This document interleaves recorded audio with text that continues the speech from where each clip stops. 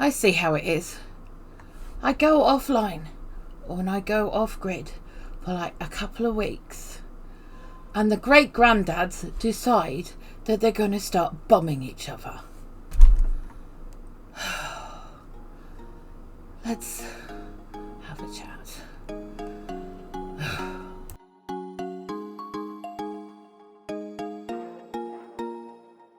Okay, so there's a few of you have already had the Chicken Little penny reaction to the sky is falling. And, places like Costco have been hit pretty hard when it comes to collecting water and tin foods, dry foods, stuff like that. And I get it. I do. I get it. But let's talk about this, and let's talk about doing things in a sensible manner, and also the things that you're probably forgetting. Okay? Let's have a chat about the things that you're probably going to forget.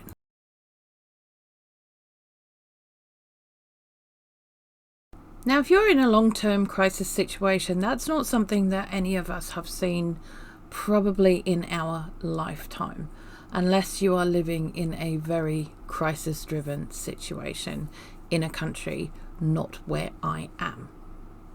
Okay, there are those that have been living in those and would probably know better than me, or any of us sitting here in the comfort of our own home with the roof still on it, how to deal with these day-to-day things. And they will probably also turn around and say, well, at the end of the day, it's a bunch of rubbish because you can't do anything about it once it's happened, right? Okay.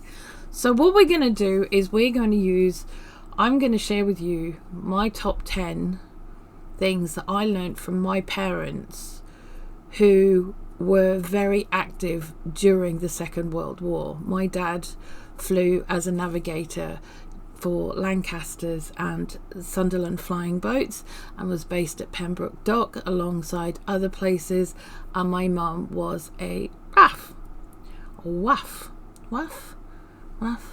I don't know, one of them. Anywho, they kind of knew what they were talking about and they had first-hand experience, and I grew up in that situation. So we're going to go through what I was taught by them. Now, number one, the biggest thing that you need to remember in any long-term situation is that nothing is permanent. Nothing is permanent. You have to be ready for anything at any moment. And in very real practical terms, that means 1, get rid of any excess crap around the place. Okay? Get rid of it. If you don't need it, you haven't used it, you don't have a use for it, it's just taking up space that, as much as it might have a little bit of some kind of sentimental thing, or you don't want to get rid of it because your partner gave it to you in a weird kind of moment of lapse of thought, like, I don't know, I've got things like this dancing around my desk, right?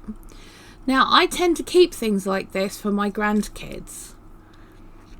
But what I have done more recently, is I have bought an entire stack of them that still have the sweets in for my grandkids, so that if it does come down to having quite an extreme thing going on, then we can do something and have something for them that it's going to help them, right? But having empty things like this, as cute and as wonderful as they are, and as happy as they make us, these are very impermanent objects. I've even got a Sully Pez dispenser that Tanny got me on a whim because he saw it and it was in the reduced aisle or whatever, and he thought I'd like it. And yes, I do, and I love stupid things like that, but they take up a lot of space when you don't need it. You need to have as little clutter as possible around you so that you can get to the things you need to be able to get to. So you may be saving papers because you've got a wood fire or whatever, or you might be making paper bricks or whatever, and that's fine, but get those made. Don't have all that junk mail piling up behind the door. Get it all made. As soon as you've got it, get it done, or have a box in the shed to put them all in until you've got enough to make 1 or 2 said bricks. Not only will the clutter stop you from getting to the items that you need to get to, or stop you from being able to find the items that you need to get to, but they could also cause a hazard in an emergency. If you have to run to get someone help, or someone has to run to you to get you help, or the house shakes because of whatever reason and something comes down, you could be stuck under this stuff because it's all landed and it can become projectiles. So you want to actually move them and get them out of the way as much as possible. Can you go an entire week, maybe 2 weeks, without chocolate or sugar or sweeties or alcohol or whatever your drug is? Can you go a week without screens? Do you have something that you do on the regular which could be classed as an addiction or an addictive behavior? How about we start knocking them on the head? How about we start dealing with those? Because when you get into a situation like we could be facing right now, you're going to have major issues. There are going to be enough people who haven't looked at these things out there who are not going to be able to cope. And we're going to have to pick up the pieces and deal with strung out people. And not necessarily from drugs and alcohol. We could be talking about just sugar, just food, screens, kids with their iPads who may not have access to those. And all of a sudden they can't use them.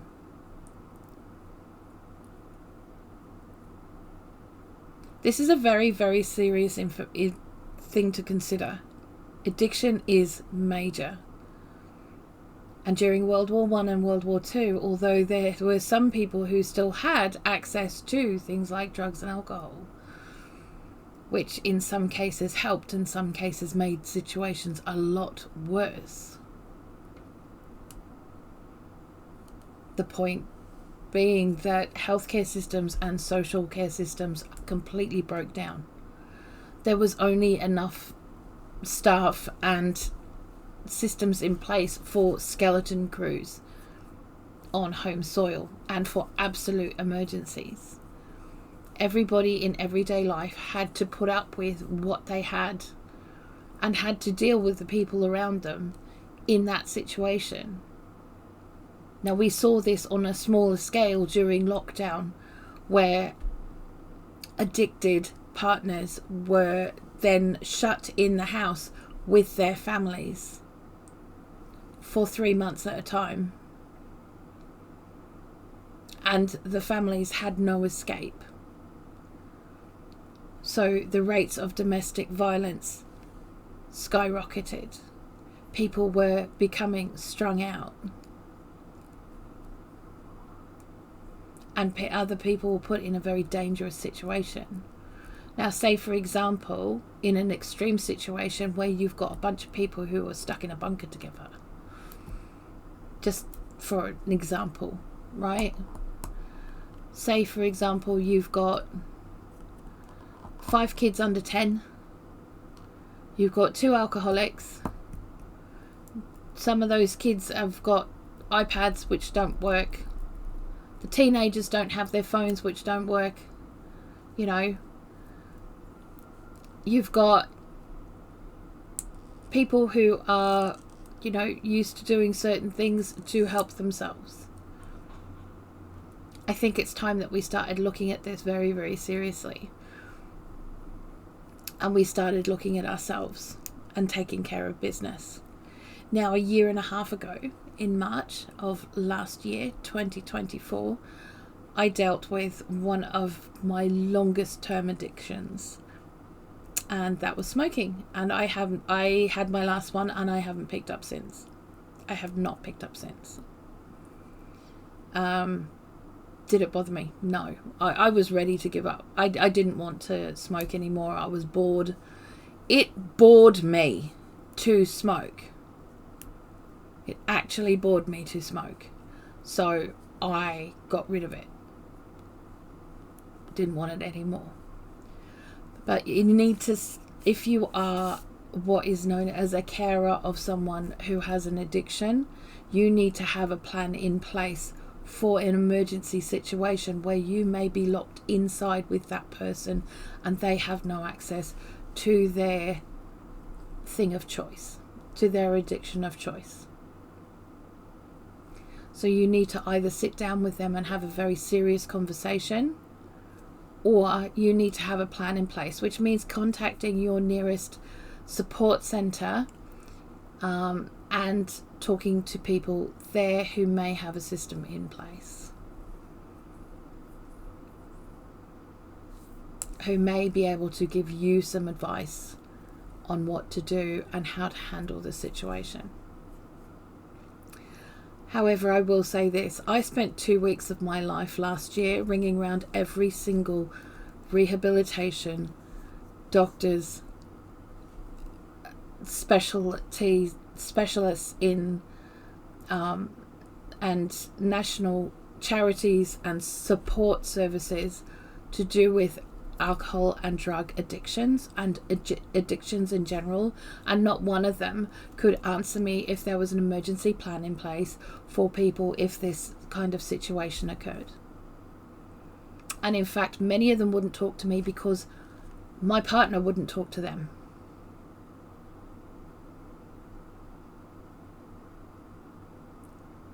Because I was ringing up as a family member.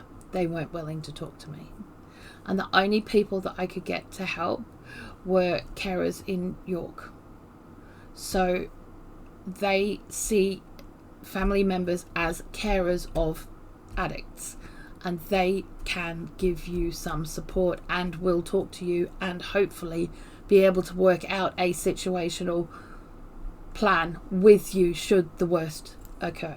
But that is a really, really important one to look at.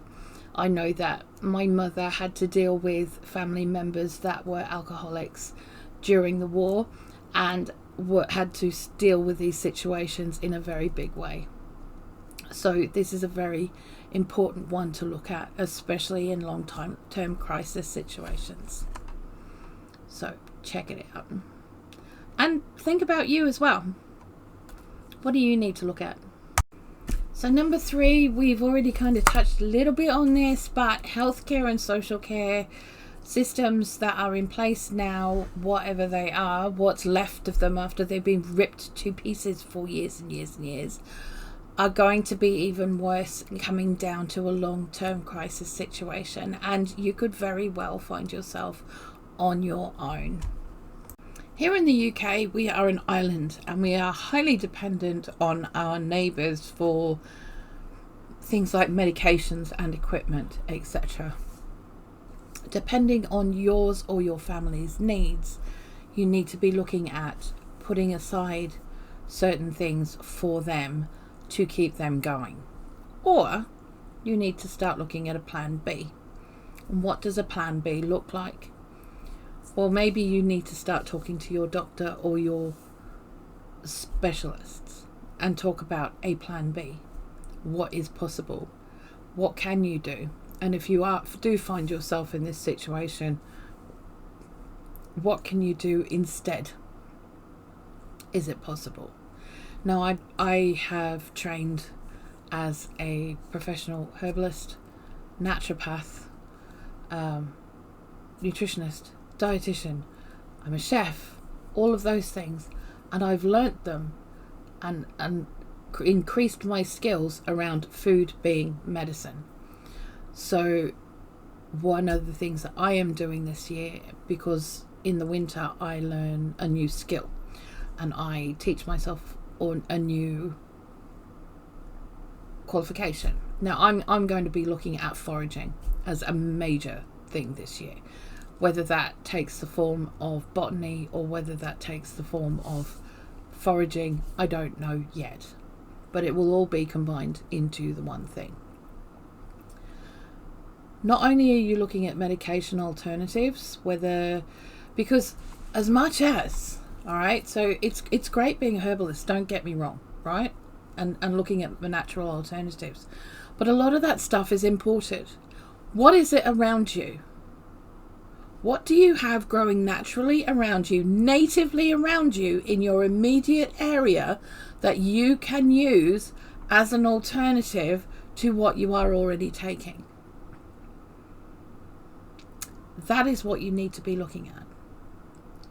Because if the supply chains are completely cut off,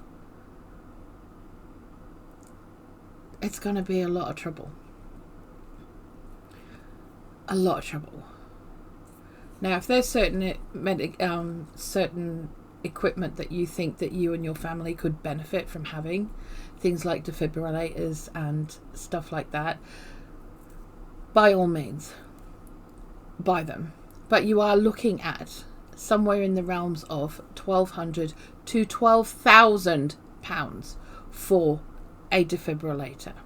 There are places like selfiemed.com, which I will put the link below, who do sell high quality medical equipment at lower costs. And they do have a defibrillator that's also an ECG and also other kinds of things like that, available for something like in the region of between £500 and £600, right? The thing is, if you don't have electric, that stuff's useless. Absolutely useless. And yes, you could get yourself a solar powered one. You could get one that could be charged up on solar power. But again, you could end up with a very expensive paperweight at the end of the day. So the choice is yours of what you and yours may need to think of very seriously and what is worthwhile having for you and your family. You need to look at your meds first, and then you need to look at your equipment and see what you can get, what is a good idea and what is most sensible for you and yours, and also what you can afford. But if you are going to go down the natural therapies route, please, please, please, please, please, don't just buy a book and expect to know it all. I have over 200 books and I still don't know it all. I still need to go and learn. I still need to have someone teach me. I still have a lot of things that I need to learn and improve upon for my own self and my family and those around me, because I know that there's a lot more out there to learn. And to be able to do what I want to do, I need to learn more again. Know what I mean? Don't just open a book and expect it to be okay. This isn't like learning to tie a tie on YouTube.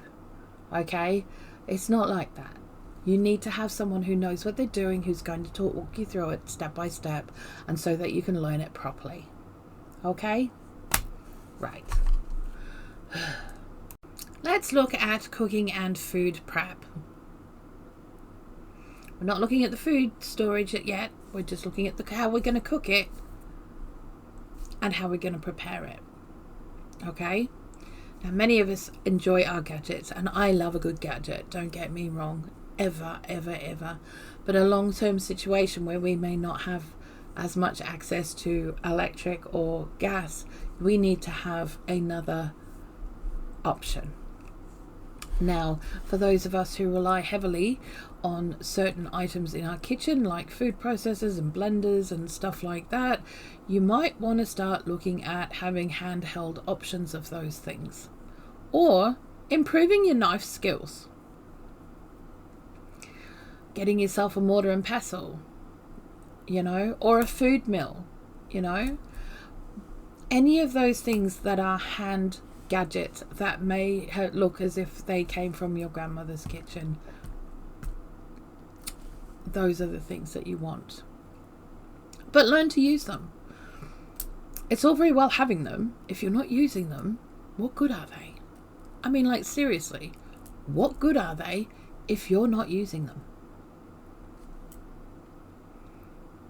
These are items, they're tools, equipment that you need to learn to use, and be just as easy for you to pick up the food mill as it is the food processor. And to be honest, there's even less cleaning in a food mill than there is in a food processor.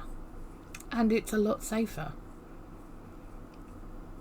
Incredible, right? But looking at what we have as far as equipment in the kitchen or for food preparation, etc., having good quality sharp knives, and they need to be sharp. So you need to have a sharpening stone and a honing steel, okay? Because your blades need to be as sharp as they can possibly be. If they're not, you're likely to stab yourself or lose a finger, far more likely than you are if you have just sharpened your knives and kept them that way. But learn how to use them properly. Get yourself the hand equipment. Get yourself the alternatives. If you're going to buy something that's a power tool, buy the alternative hand tool at the same time that works by hand. That way you have the best of both worlds, if that's the way you want to go. The next thing we have to look at when it comes to that is actually the cooking part of the food. Now, if we have rolling blackouts with electric and gas,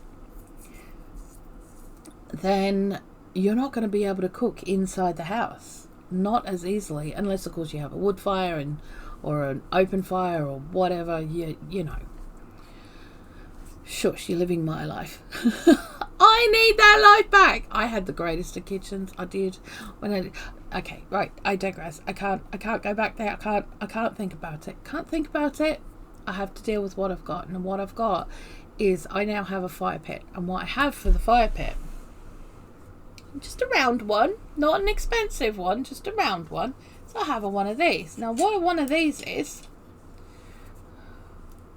this here, is a pot stand. And that can either sit on your campfire or your fire pit. And you can put and the fire goes underneath and your pot or whatever goes on top. Brilliant. And because it's foldable, it's easy to transport. It's a little weighty, but very worthwhile having. I would also suggest, if you are going to be cooking outside, to be having a lid lifter. Okay, this is a cast iron lid lifter, and it will lift your lid off your Dutch ovens or whatever else you have in there without you taking your hands off. You know, you don't want to be doing that. Don't. So that's another piece of kit, right? But the thing is, when it comes to cooking over flame or over wood fires or charcoal, whatever, it takes practice. It's a skill. You can't just throw this stuff on top of the thing and expect 6-foot flames to cook your dinner. You know, you have to learn to work with the flame, and this is not something that anyone can teach you. If you haven't learnt this already, this is something you are going to have to learn how to do. That you are going to have to figure it out for yourself. We can show you how we do it, but the wood that you have and the situation that you have is going to change at any one time. And you have to work within the weather as well as the fuel that you have, the cooking implements that you have, the fire pit or campfire situation that you have. You know, There's a lot of things to consider with all of this, and making sure that you have all of the bits and pieces and the practice is half of the battle. Now, creating your own outdoor cooking area is a great idea, and it is something that we are working on steadily at the moment to be able to do. Obviously, in some situations, it's probably not a good idea to be cooking outside because everyone's going to realize that you are cooking food. So then you have to look at quiet cooking methods. Quiet cooking methods require cooking on the inside of your house without letting the street know that you have food and you are cooking. So then you have things like campfires, but maybe, just maybe, that's not a really safe or good idea. The same thing with the tabletop charcoal cookers, may not be a good idea. I heard one today that honestly I thought was a bit of a stroke of genius, and that was to use a fondue pot. A fondue pot either works with kerosene, sort of cooking fuel, or with a tea light candle. It's not really out there. There's not a lot of smoke produced, and it means that you can boil water or heat food from a can or packet without too much outside knowledge. Now, I kind of sat there and went, I'm sure I've got something like that, and I do. What I do have is I have a long food warmer, okay, which is exactly the same thing, but I will just have to put my own cooking pot things on it, but it will work exactly the same as a fondue pot to be able to heat things inside the house rather than worry about smoke and such like, or whether the neighbours will know that we have food in the house and are cooking regularly to look after ourselves and boil water, etc. So looking at different cooking methods, looking at having different equipment that will be useful to you. It's great having gas campfires, awesome things, they really are, but then you have to have a gazillion of the bottles or a gazillion of whatever just to be able to say, right, well, we can use this. Sure, if because one can, I happen to know that one can would do us less than a day, even if we were using it on the minimal. They're very, very heavy duty when it comes to the gas, and once you've boiled the kettle a couple of times for a brew, if nothing else, you've already gone through half of your can.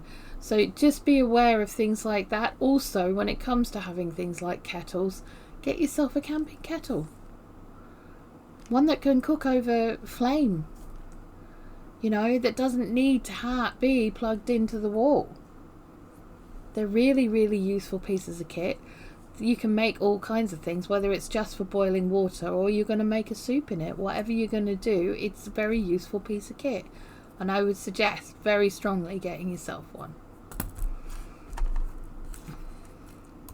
Okay, so while you're decluttering, let's sort out our paperwork, all our important documents, insurance forms, all kinds, whatever contracts that you might have, information from government agencies, passports, birth certificates, marriage certificates, divorce certificates, anything that you might require to help you if you cannot be at home. Doctor's notes,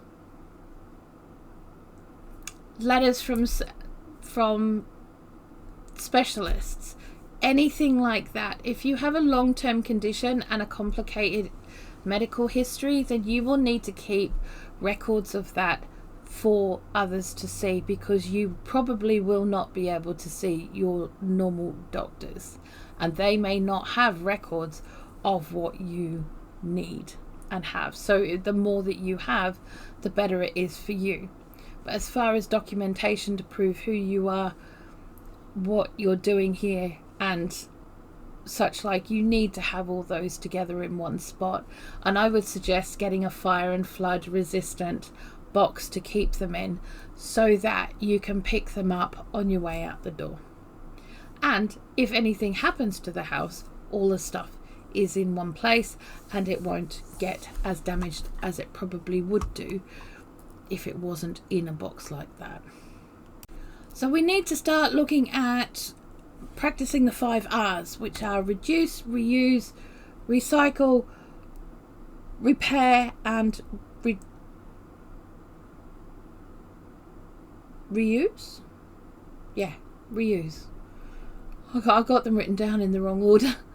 And of course you're going to see upcycling on the side of that as well. But you can't do any of that unless you teach yourself a bit of skills. So teaching yourself to sew buttons, to fix patches, to make very basic clothing is all very, very, really important stuff to do. Now, you may not be the kind of person who wants to go and make yourself an entire blanket on a loom by spinning first and everything, and then having to weave it all and that kind of stuff, and that's fine, because not everybody's going to do that. But you will probably need to do basic repairs on your clothing or your household material items, you know, just to make them go a bit further. You may need to turn your old curtains into something wearable or something else that is more use to you than those curtains. You may need to make the best of some old towels that are so old they're only fit for rags, so you turn them into cleaning cloths. But looking at what you have and what you can use it for in many different ways is really, really important, and minimizes your need to go out and put more stress on a system that is already broken because there is no or very minimal supply chain. So, panic buying. What do we see go off the shelves first more than anything else, which is really shocking to me, and it always seems to be the bug roll. Let's be honest, it's the bug roll. People literally fight each other over paper. Like, seriously? Okay, so in this area, number 8, we're going to be looking at personal hygiene, and it's not all about the toilet paper. And can I just tell you, in a crisis situation, toilet paper is going to be one of the last things on your mind. You know why? Because it's not going to be available. The paper will be used for other things. The paper will be more important to be used for other things. Sure as heck will not be going on your butt. And during the war, most people had an outdoor dunny or outhouse, and they were using cut up pieces of newspaper. Okay? It wasn't toilet paper. What is this toilet paper business? That was for posh people. But the posh people also had a secret, which they had across Europe as well, and that was the bidet attachment. Now, you can get a bidet attachment or a sprayer for your toilet for about 20 quid. And they're a lot more sophisticated than they used to be. You know, when lockdown happened, I found one for around about £8 that would take 20 minutes to attach to our pipeline, as, you know, the water pipe to the toilet, and it would have taken 20 minutes to attach it. 20 minutes. You know, water from the pipe to spray yourself. However, and that's great, because mostly in these kinds of situations, water tends to be the last thing to be cut off, but it does tend to go eventually. So what do you do then? What's your options at that point? At that point, you've then got to look at more interesting options, and some of those options could be having something like a sealed 5-gallon bucket or nappy bucket, with a big pile of old rags or old towels cut up, or even you might have thought ahead and bought a bunch of very cheap face cloths, maybe 50 to 100 of them, so that people can use them, and just have a spray bottle with some water in it so that they can use that to clean themselves, and then the cloth goes in the bucket. Yes, that creates more washing, but it is better than walking around with an issue that could cause medical issues that you don't have the facility to be able to sort out. So it's better to have options like that than others, and especially for women who are menstruating, that kind of option with the bidet or with a cloth with some is going to be much cleaner, much more hygienic, less likely to have issues when it comes to things like, oh, I don't know, flies. Depending on just how bad the situation has got, you know. And speaking of women's hygiene products, that was one thing that I didn't see flying off the shelves when it came to lockdown, was feminine hygiene products. I was beside myself. It's like, hang on, they're all nicking the bog roll, but there's no soap going, there's no feminine hygiene products going, the toothpaste isn't going, but the bog roll flew.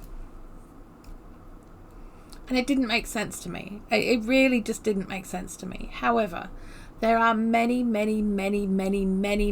options for women out there. Reusable options, more sustainable options, reusable options that you can have. Obviously, if you're traveling, is when I would be using my bought options, my throwaway options in that kind of situation, and I would keep my reusable options for when I was in a more stable kind of environment where I had a little bit more control of when and where I could change, okay, and clean those things and myself. So that's how I would use those. And to be honest, that would be the same when it came to nappies for babies. I would, if I was traveling, I would be using throwaway nappies, but I would be keeping them as a premium item, and then after that using cloth nappies for babies so that you could actually wash them out, clean them out, they've got them, okay. So but trying to keep it as sustainable as possible, and keeping those bought throwaway items for extreme need, so bugging out situations and such, that's when I would keep those for. But personal hygiene is really important, and one of the things you can actually teach yourself is soap making, and that's a really good one to have, because if you are in a situation where you're able to cook outside and you are able to then turn some of those ashes from the fire into your own lye, you will be able to make your own soap with tallow or fat left over from whatever animal that you guys have been eating, if that's the way you are going, yeah. Or if you've been lucky enough to get olive oil, you could do it through that way as well. But it does mean that you have other options open to you, and what I'm explaining is a far more advanced version and a far more primitive version of soap making, but it is one that works and has been used for eons. So learning now and starting slow by expanding a bar of soap into bottles of liquid soap so it's easier for on the move might be something you want to do, or it's just easier to keep it more rationed, and going further is having 1 bar of soap turn into 4 bottles of liquid soap, pump soap. It's simple, it's very simple, and I have other videos where I've done that, so you know, it's not that hard, guys. I promise you. Keeping the house clean, or where your dwelling is, or whatever, where it is you are, keeping it clean, keeping it tidy, really important. And hygiene in crisis situations is incredibly important. It's so much more important than it ever has been before. Okay, so normally, yes, we might sort of occasionally, forget about some of the stuff. Like, we might not vacuum every day, or we may not clean the floor every day, or we might wipe down the sides once a day rather than, immediately we've done something, or something like that. Or we may not clean the stovetop all of the time. We might leave it for a week or whatever. In crisis situations, these things really do matter. They really, really matter. So making sure that they're done daily or as soon as possible is really important, especially if there's an issue with things like lack of electricity, lack of running water, lack of gas. You really have to muck in and properly make sure that everything is kept as clean and sanitary as possible. And that means cleaning as you go. Will there be supply chain issues when it comes to things like cleaning products? Yes. Will it be easier to have stocks of things like bicarb of soda and salt and vinegar? Yes. Will you be able to produce these things on your own? In some cases. If you know a sandy beach somewhere, then you will more than likely be able to make your own salt if you can. But it's a laborious task that I'm not sure anybody really wants to go through. But, it's one of the few things that tends to be around if and when required. And the same when it comes to bicarb of soda tends to also be around. It's one of those few things that is. Apple cider vinegar you can make yourself. You can even make grain vinegar and any kind of sort of vinegar like malt vinegar, which is made from barley and wheat, which then if you have a distiller you can then make white vinegar with that, because that's what distilled vinegar is, and that you can use for your cleaning. It's antiseptic, it's antibacterial, it still keeps everything clean. You may not be able to find bleach all the time because it's used in all kinds of other respects for other things that will take priority. So learning to make your own cleaning products is going to be absolutely imperative so that you can keep your house tidy. Now, you may not be able to use your vacuum. So at that point you have 2 or 3 options, and one of them is a carpet cleaner. Now, your granny might have had one of these in her house. I actually prefer these to a vacuum cleaner because I can whip it around and not even think about it, whereas the vacuum cleaner I have to think about and pull it around, and it's a faff. You've got to plug it in and all sorts of things. But the carpet cleaner, you can whip it around and it's all done. Seconds. You don't have to plug it in. There's no wires to trip over. It's as light as a feather mostly. And they do a really great job. The other option is use your broom. You got a broom? Got a brush? You're going to have to use it. Because that's what you're going to have to do. And you're going to have to do it on the daily. Especially if you've got little ones or pets or something. Or disabled people in the house. It's going to have to be done daily. Yep.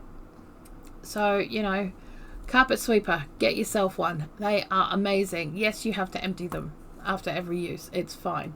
It's just a clip and you just go whoosh whoosh and it's emptied. So it's, pretty simple. Pretty simple. And they do the job very, very quickly. I love them. I can't say enough about them. So then you've got those.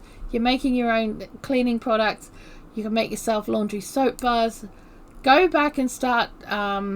if you want to really get into looking at options for doing washing, go and check out, I think it's the Edwardian Farm or Victorian Farm. I think it's the Victorian Farm series. Now, you can watch it on YouTube.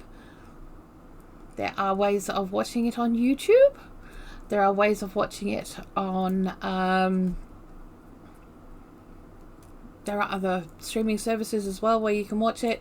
There's books available, if you can find the book, because I have the books. I have the whole set, because my hobby is experimental archaeology, and experimental archaeology is actually using and learning and doing all of the old ways of doing things so that you can learn how to use them for now, or you can understand more of where people came from, what people did. I find it a lot of fun. I've learned so much doing that, and I now have a skill base which will set us in good stead should anything really go sideways. But cleaning your home, like all things, is, and having the ingredients to do so, is very much about being organized and prepared. You can buy things like bicarbonate of soda in 10 kilo buckets, and that's how I buy it. Yes, I use it in the cooking, but not as much as I use it in the cleaning or making cleaning products. You know, just start somewhere small. Teach yourself one little skill at a time. Have a go at something. Just start somewhere. You know, just start somewhere and you'll get there.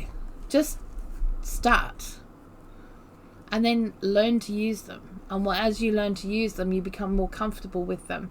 Then when it comes to the heavy duty cleaning, if something goes sideways, it's going to be more effective.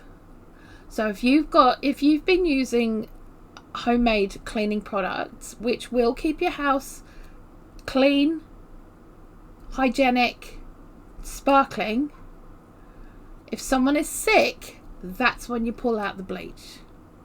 That's when you can use the bleach, and it will have more effect than if you are using bleach on the daily. It really, really will. And that matters a lot. Okay, so number 10 is food storage and preservation.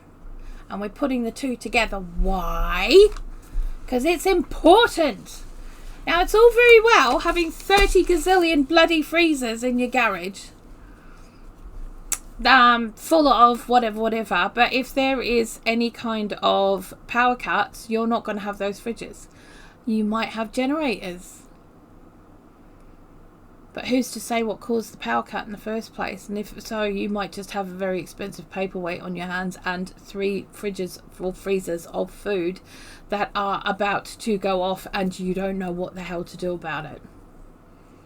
And that could be a year, 2 years worth of food for you and yours.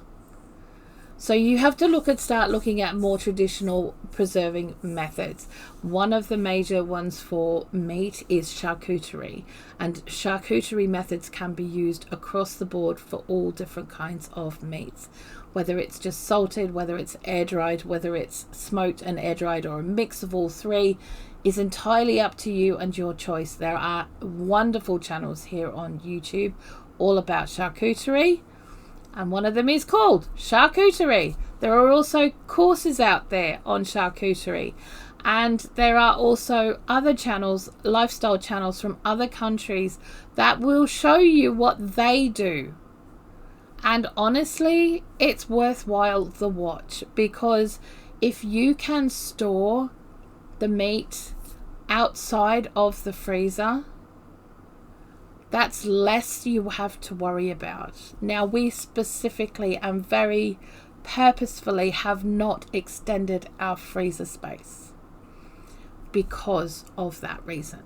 We want to keep the freezer space for very specific items and not for ingredients if we can help it. So obviously at some point we have when it comes down to like Christmas and the holidays and such, we will have more ingredients, but as the time goes on, those ingredients will be turned into meals.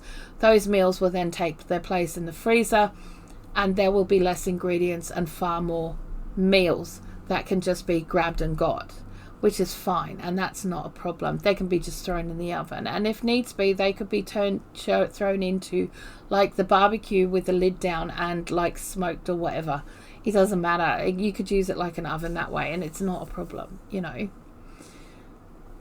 The point is, we don't want to extend our freezer space. One, we don't have the room to do so. And two, it's going to cost us a fortune to run it. An absolute fortune to run it. Even though we have the solar panels, they only work really well for us during summer. When it comes to winter, we get about 2 hours usage out of them. Not even kidding.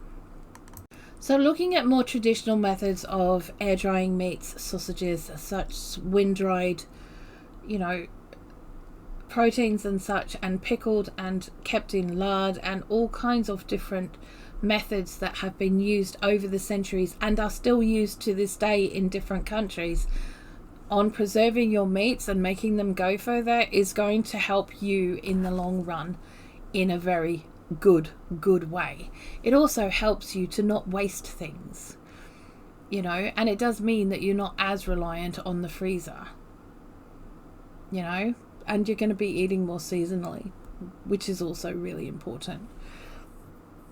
Then we have to look at things like the veg, etc., and how we're going to be preserving those. Now, I am aware that in the US and Canada, pressure cooking is very important to them, and that is their main go-to. They do some water bathing, but it's not as important as their pressure canning. Pressure canning is kind of eking its way across the world, but not in the same way, and many people are staying with water bathing, which has been our main source of preserving canned food for over 100 years. Ever since it was invented, it's just been changed a bit. So we, as myself, I even teach water bath canning, and I teach everything from your basic, you know, soups and whatever, stocks and things like that, right up to meat and fish and dairy, etc. But I also teach how to do that on a fire pit as well, because you can actually do it on a fire pit. Whereas pressure cooking on a fire pit is not quite as safe, because pressure cooking requires a much more stable heat, and in an SHTF situation, in my personal opinion, it would be an unsafe thing to do that. Especially if, I mean, here in the UK, definitely we're not as reliant on things like propane, and they're not as easily accepted and easily gotten as in the US. So, you know, having propane tanks and propane cookers that do that kind of thing are great if you are there, or you can do that, but not everybody over here can, and it is a very luxury item. Other options, of course, of preserving food are things like dehydrating. Again, freeze dryers seem to be something that are slowly coming in over here, very slowly. The reason being that they're 10 grand. Okay, if you're going to get one, you may as well get the biggest one you can, and it's 10 grand. But it can also take up to 48 hours, and the cost of electricity in this country makes that pretty much out of the realms of possibility for most people, unless they have 100% off-grid electric available to them. So where does that leave you? That leaves you with options like pickling, fermentation, bottling, jamming, open kettling, dehydrating, air drying, sun drying, and all of the traditional methods. Now, whether you have a dehydrator machine, or whether you are going to use racks in the garden during some of the more, you know, sunny times, or you've got one of those drop down nets that has different layers in it. I've got a couple of those. I really like those. I hang those on the washing line, and I just put all the things that I want to dry in it and give it a couple of days, and it's great. Perfect. Not a problem with it. You know, I love my dehydrator, don't get me wrong, but I can only use it in the summer when we have free electric, because otherwise it costs me £10 to £15 a day to run it. And that's expensive. So, and I only keep it for like really, really important things that need to be as dry as possible.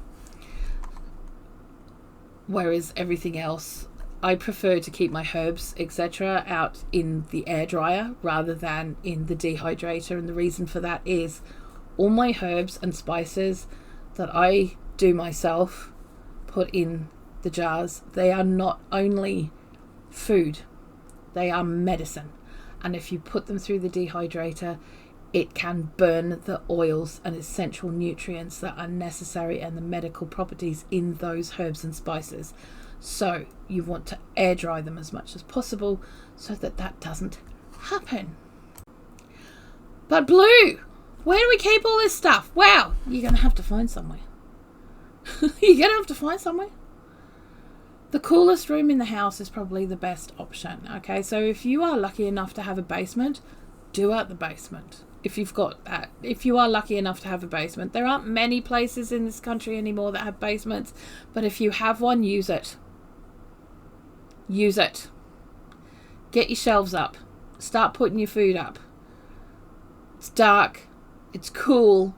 It doesn't matter how hot the house gets. Well, it might do if it's on fire, but you know, the rest of the time it should be fine. You know, general ambience of, you know, environmental temperatures should keep everything in there at a really good temperature. Ours is in the coolest room in the house. We don't have a cellar, which sucks. Not gonna lie. But you want to keep things as cool as possible. It may be, if you've got a courtyard or a backyard, you can make yourself a little root cellar. Yes, you can, and you can use an old fridge or freezer to do so. Just put it on its side. Get all the electrical bits off it. Get all the electrical bits and gubbins off it, right? Clean it out properly. Sink it into the ground to ground level, where the lid is at ground level. So it's not a tripping hazard, it's not an issue. It's there. You can use that like a little root cellar. So the things that you're really worried about that may need to have a little bit of extra coolness, especially if you're growing your own veg during summer for the winter months, that's the best place to keep them. You might even only have enough room to put like an old metal bin. You know, that's always a good one to do as well. And if you have a really, really, really big back garden, you might actually want to invest in building your own little root cellar for in there, because it might end up being a little sort of like safe space at times. Who knows? Because who knows what's going to happen, right? The point is, there are ways and means. If you live in a block of flats, blocks of flats, do you know, you guys who live in blocks of flats, you have a storage unit each in the basement somewhere in that building. Find out where your storage locker is. That storage locker might end up being a really good pantry, because a lot of them are down where the parking is. So because they're in where the parking is below ground, it's actually nice and cool in there.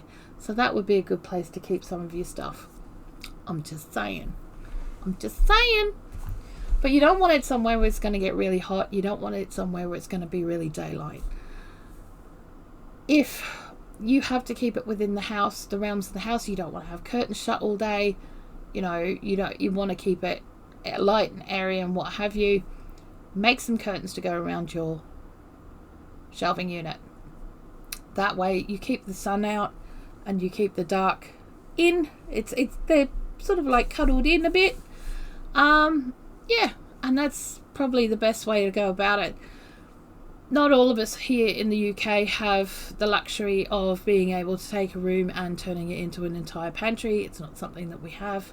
We don't have a lot of storage over here.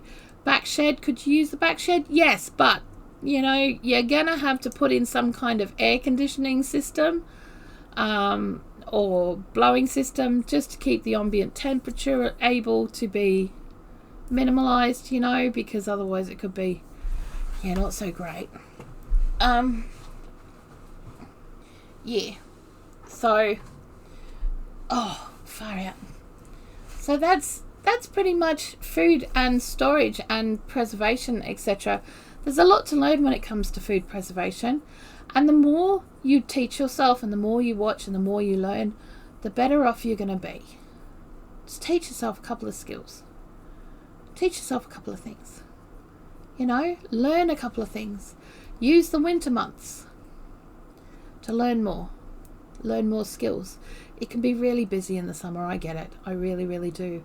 Or maybe even the kids might want to get involved and start learning some stuff. See what's available. Sometimes there's free courses going. Sometimes there are cheaper courses going. Sometimes there are activities going that you wouldn't expect it to have seen anywhere else. Go and see if there's any sort of experimental archaeology projects in your area which you might be able to take part in. Any of that would be great. Go and talk to your local farmer. See if they've got anything that they might be able to help you with when it comes to any of this stuff and learning some skills and stuff. And maybe they might even be able to help you out with some ingredients, because the grayed out the stores won't buy.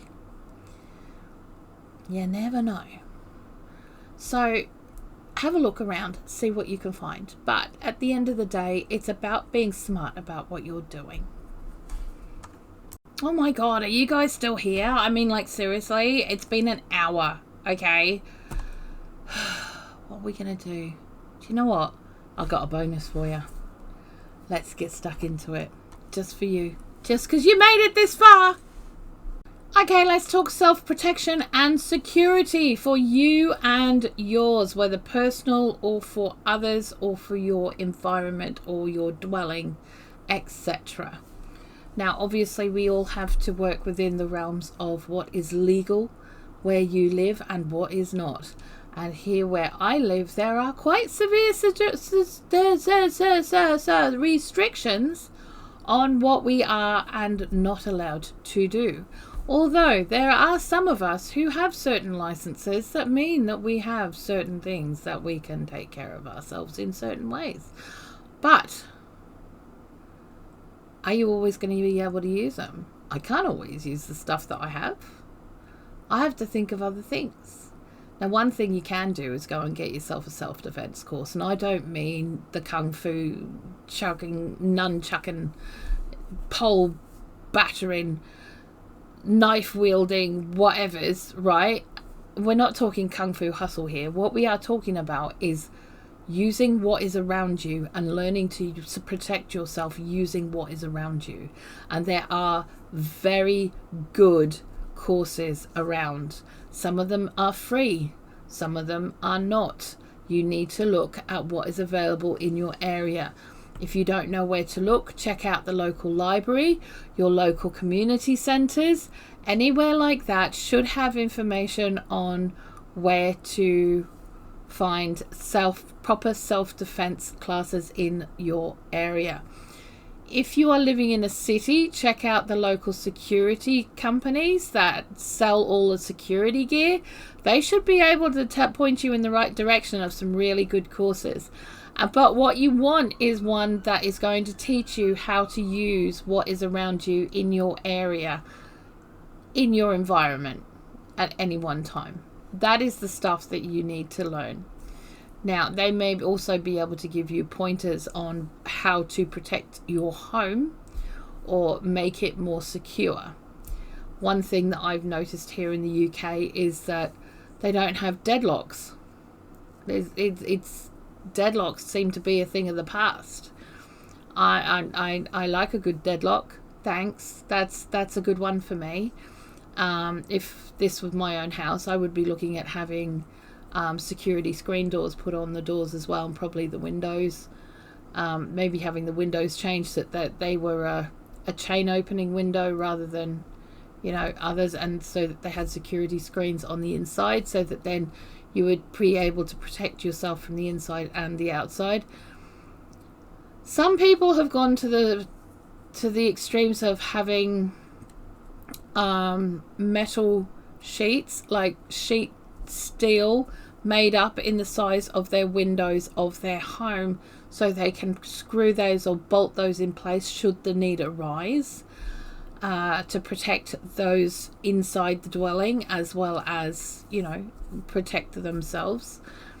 So there's those options. There's other options as far as locking mechanisms and safety bars, etc., for your doors and windows. But it's what you can afford as well. Can you jimmy rig stuff up? You can buy the parts. Let's just say you can buy the parts yourself. You can install the parts yourself. You can do that if that's what you want to do. You don't have to pay for someone to do it, and it is possible to find cheaper methods of doing things. But if you want to really look after yourself and you and yours, it's checking out what's available in your area. But I would be looking at what I could do to protect myself in any given situation. Of course, I tend to walk around with a lot of sharp, pointy things around me at any one time, so I tend to be quite a prickly creature if people come at me in the wrong direction. That's one of the bonuses of being a chef. You tend to be able to, grab something either incredibly hot or incredibly sharp all at the same time. Now, when it comes to more projectile kind of weapons, it's up to you.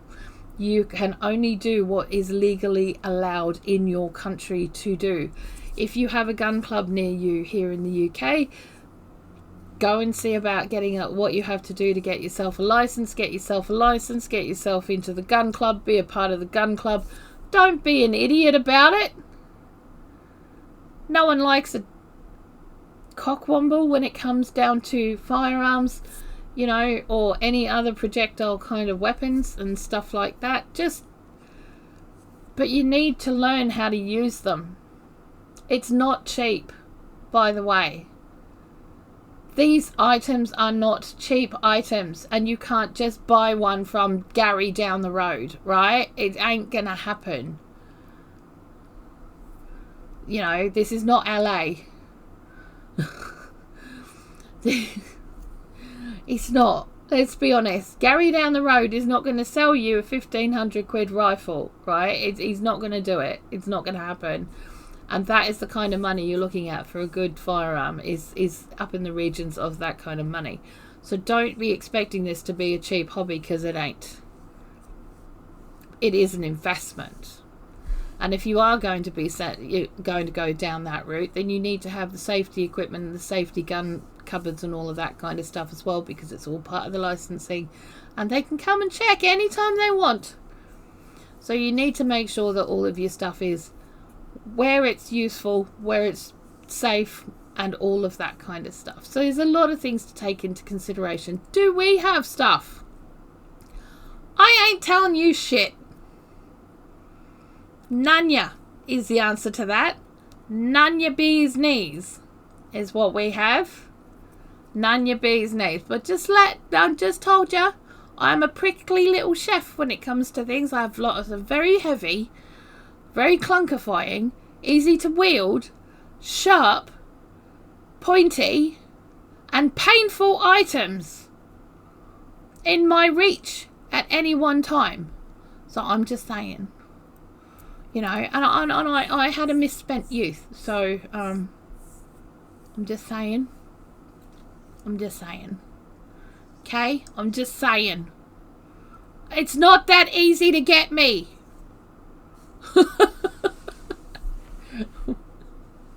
It's not. Point is this: I know how to look after myself to a degree, but I also have to modify what I can do because of my physical abilities and disabilities. Okay? I can't do the things I did in my 20s. I wish I could, because when you can boot someone in the face, that tends to be quite useful. But I can barely lift my leg to knee height at this point. So it might take a little bit of extra practice. You might want to look at, as well as part of your self-protection and security stuff, is looking at your own health. Looking at, can I make myself stronger? Can I be better prepared in bodily, physically, for whatever I'm looking at may be coming. Okay? And that is a really important thing. Now this year, I'm looking at becoming half the person I am. So my goal is to lose 13 stone in the next 4 to 5 months. I have lost, in the last 3 weeks, I've lost 1.1 stone. So I am losing it. I had to do it in my way and at my pace, obviously, because I have restrictions on me, very severe restrictions. But that is my goal. So I have to get to that weight so that not only can I get myself stronger, but I can have the surgery I can have so that I can be stronger and have those limitations lifted, so that I can be in a better position to look after myself, my family, my home, everything. Will I be non-disabled at the end of that? No. I will always be disabled. But I will be more able to be stronger and look after myself and protect myself and be of more use, practical use, once that's achieved.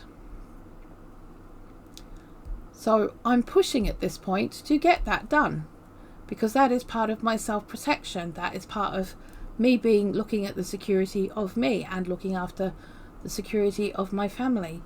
I don't need to be a rock for a boulder that they need to drag around with them, right? Okay, because at the end of the day, that's literally what I am right now. So this is what you need to look at. Can you get stronger? Can you get healthier? Can you start looking at the way that you are living your life and the things that you can put in place to make life better and you in a better position should things go completely and utterly sideways? So there we go, guys. Top 10 things to think about in a long-term crisis situation to prepare for and to look at for yourself, you and yours.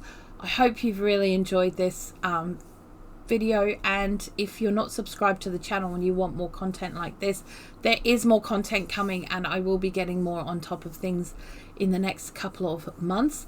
And so just subscribe to the channel.